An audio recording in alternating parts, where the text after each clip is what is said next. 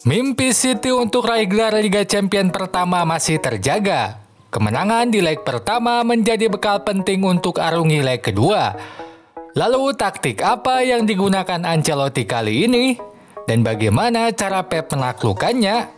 Bila kamu ingin tahu jawabannya, tonton terus video ini. Pep tetap gunakan formasi andalan 4-3-3.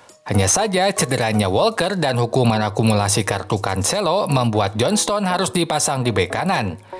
Di depan, gemilangnya Jesus di laga terakhir membuatnya menjadi pengisi line up di laga ini. Don Carlo tetap gunakan formasi 4-3-3, tetapi absennya Casemiro membuatnya harus mengubah komposisi pemain. Valverde kini dimainkan di lini tengah dan posisi sayap kanan dipercayakan pada Rodrigo.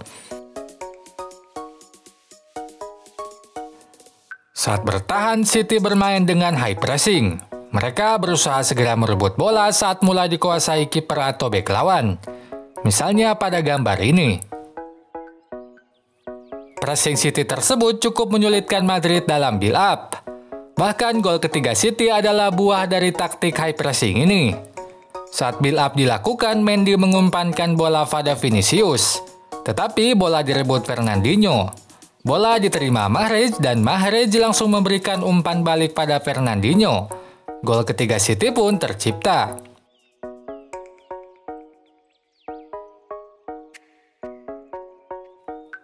Inilah kelebihan dari high pressing. Saat bola tiba-tiba berhasil direbut, besar kemungkinan lawan tidak siap sehingga gol lebih mungkin tercipta. Namun bermain high pressing memiliki resiko cukup besar bila pressing tersebut gagal. Karena akan ada ruang kosong yang luas yang bisa dieksploitasi pemain yang berhasil lepas dari pressing tersebut.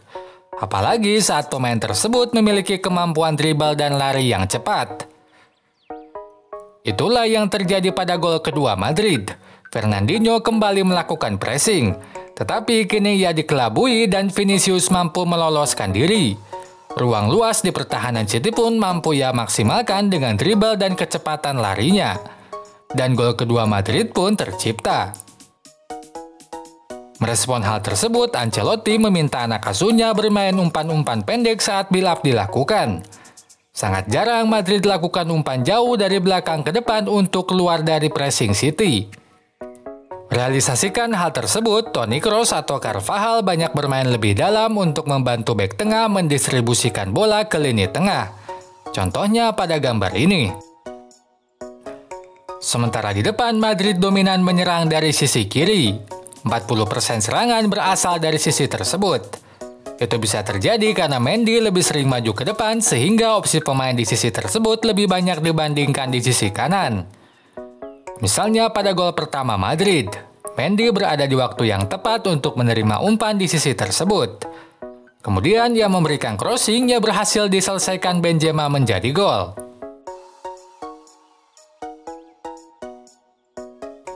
Beda dengan City, Madrid bermain tidak terlalu agresif saat bertahan. Mereka hanya sesekali melakukan high pressing dan lebih dominan menarik pemain ke lini tengah saat build-up dilakukan lawan. Misalnya pada cuplikan ini, Rodri bisa leluasa menguasai bola karena pemain Madrid lebih memilih menarik diri ke lini tengah. Hadapi taktik tersebut, build-up dilakukan dengan menarik Johnstone bermain sejajar dengan dua bek tengah. Sementara Zinchenko bermain lebih maju ke lini tengah. Contoh nyatanya cermatilah gambar ini. Situasi tersebut membuat serangan lebih banyak dilakukan dari sisi Zinchenko. Buktinya lihatlah heatmap berikut. Sisi kiri sangat merah berbeda dengan sisi kanan yang dominan warna hijau. Itu menandakan bola lebih banyak di sisi kiri saat serangan dilakukan. Penyebab lainnya adalah absennya Walker dan Cancelo. Biasanya meskipun serangan City dominan dari satu sisi, tetapi bila ada Walker dan Cancelo, mereka kadang maju ke depan untuk melakukan tendangan atau melakukan crossing. Di laga ini, hal tersebut jarang dilakukan oleh Johnstone dan Fernandinho. Kembali pada perubahan posisi ini tidak hanya berdampak saat build up, tetapi juga saat menyerang. Karena saat Zinchenko bermain lebih maju ke lini tengah, maka membuat De Bruyne dan Bernardo Silva bisa maju ke depan menyusup ke pertahanan. Kondisi ini secara matematis menyulitkan pemain belakang Madrid, karena ada 5 pemain yang harus dihadapi 4 pemain. Hal tersebut sebenarnya sudah diantisipasi Ancelotti. Ia meminta Toni Kroos atau Valverde untuk sesekali sejajar dengan bek saat gelandang City mulai menyusup ke pertahanan. Misalnya pada gol pertama City, Valverde sudah sejajar dengan 4 bek untuk mengantisipasi para gelandang penyusup City. Namun crossing akurat dan timing yang tepat dari De Bruyne tak mampu hentikan gol tersebut.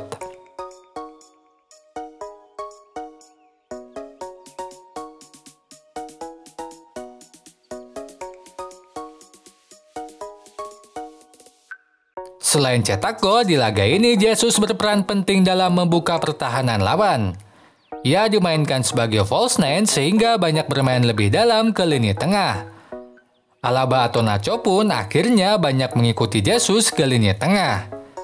Sialnya saat di lini tengah ini Jesus dominan menang duel, sehingga Alaba atau Nacho tak bisa kembali tepat waktu ke pertahanan.